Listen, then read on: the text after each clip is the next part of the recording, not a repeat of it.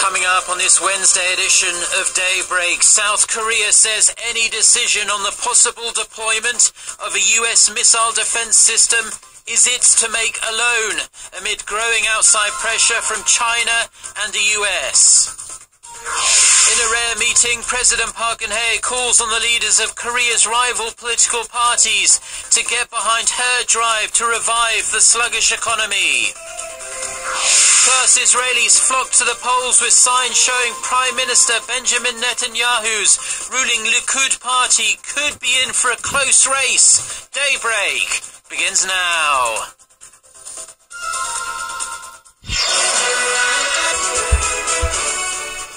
Hello and thanks for joining us. To our viewers around the world, it's 6 a.m. on Wednesday, March 18th here in Seoul. I'm Mark Broom and you're tuned in to Daybreak. Our top story this morning, South Korea is calling on third parties to stay out of its domestic security affairs after China and the US made their feelings clear this week about where they stand on the possible deployment of US missile defense system to the Korean peninsula. Our Hang Sang-hee reports.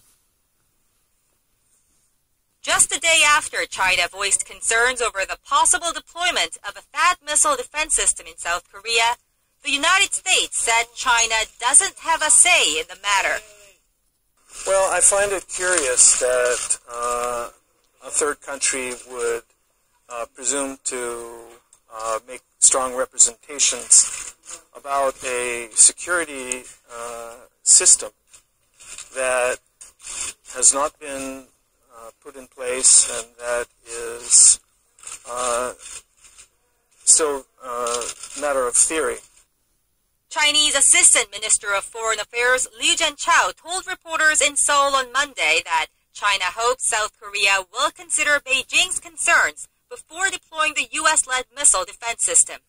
Beijing is against the deployment over concerns that the radar system, which can cover 1,000 kilometers, could be used to monitor mainland China.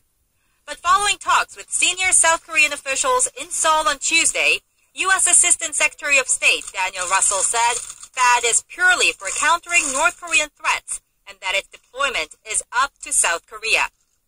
It is for the Republic of Korea to decide what measures it will take in its own alliance defense and when. South Korean Foreign Minister Yoon Byung-se echoed Russell's words while speaking to reporters, but added there were no official talks about THAAD deployment. As for THAAD, there is currently no development. The government will consider all factors, including security, before reaching a decision that will maximize our national interest. But as the Foreign Ministry teeters between Seoul's closest partners, the Defense Ministry was much more blunt, saying that neighboring countries should not weigh in on South Korea's security policy. Hang Sang-hee, Arirang News.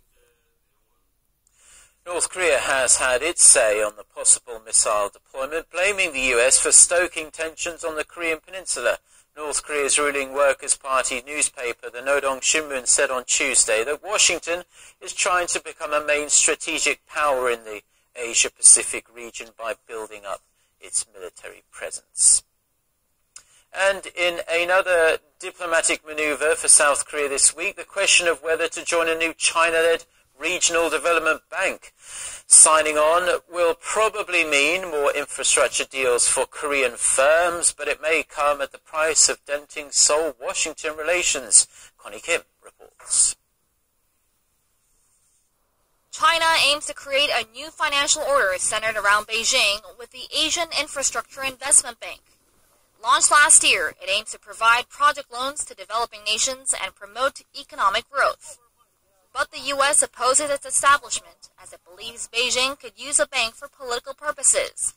During talks in Seoul on Tuesday, U.S. Assistant Secretary of State Daniel Russell conveyed Washington's concerns to senior South Korean officials and called on China to ensure transparency for the new financial institution.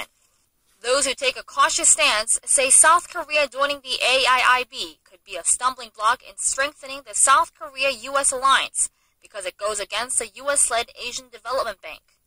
Supporters of Korea becoming a founding member of the AIIB say it would be a win for Seoul economically and politically.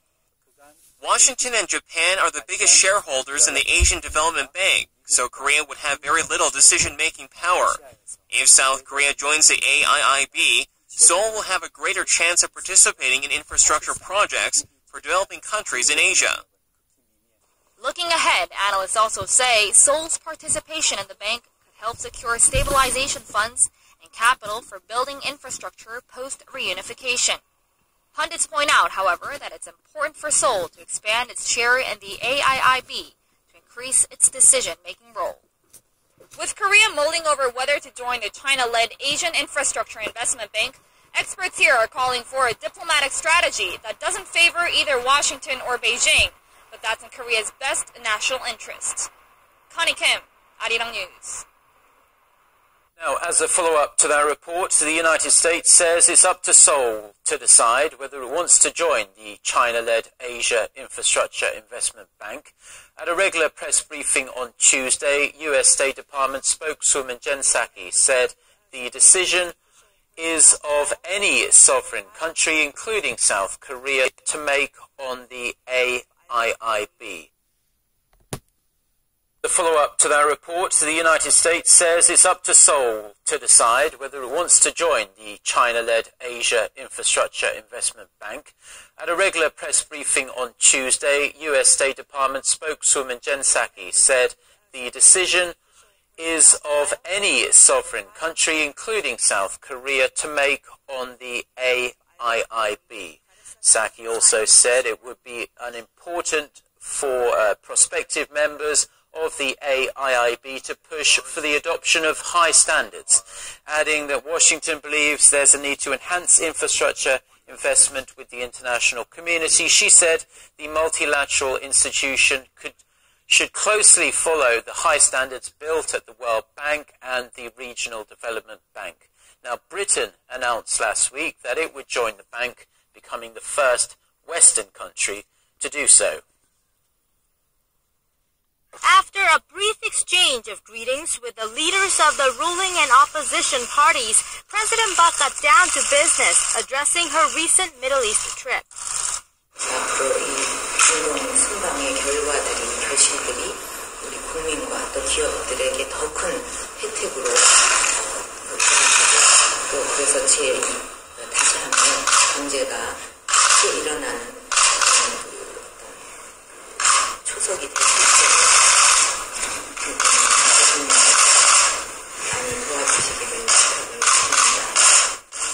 She also urged the parliament to swiftly pass pending bills aimed at creating jobs and revitalizing the economy.